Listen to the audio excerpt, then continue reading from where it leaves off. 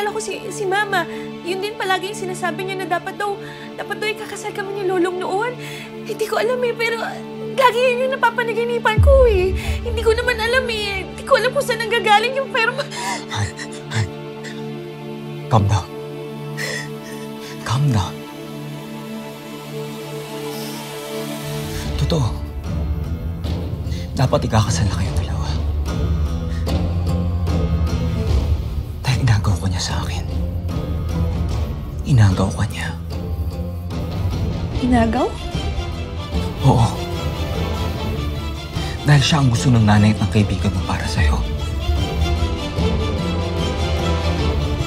Pero Han, ako ang mahal mo. Nagmamahalan tayo. At bago ka ikasal kay Lolong, nabuo natin ang pinakamagandang regalo na pwede nating matanggap. Si Mimay. Ang anak natin.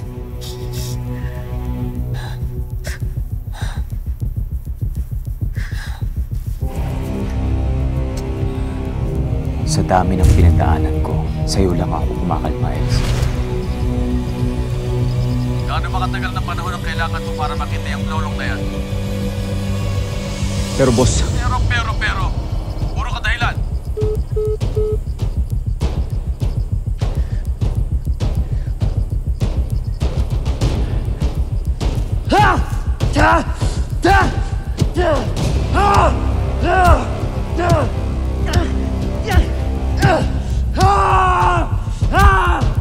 Ivan! Ivan, ano ba? Tama na nga! Ano ginagawa mo? Ba't mo ba sinasaktan sarili mo? Ivan, ako to! Si Elsie to! Ano ba nangyayari sa'yo, ha? Tingnan mo! Ano ka ba? Sandali. Sandali, ito na muna para tumigil yung pagdudugo.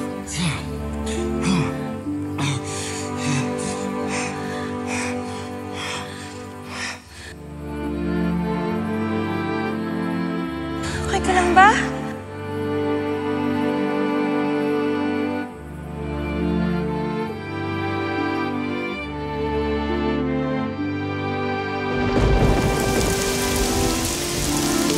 Halika na. Umuulan na, Ivan. Halika na.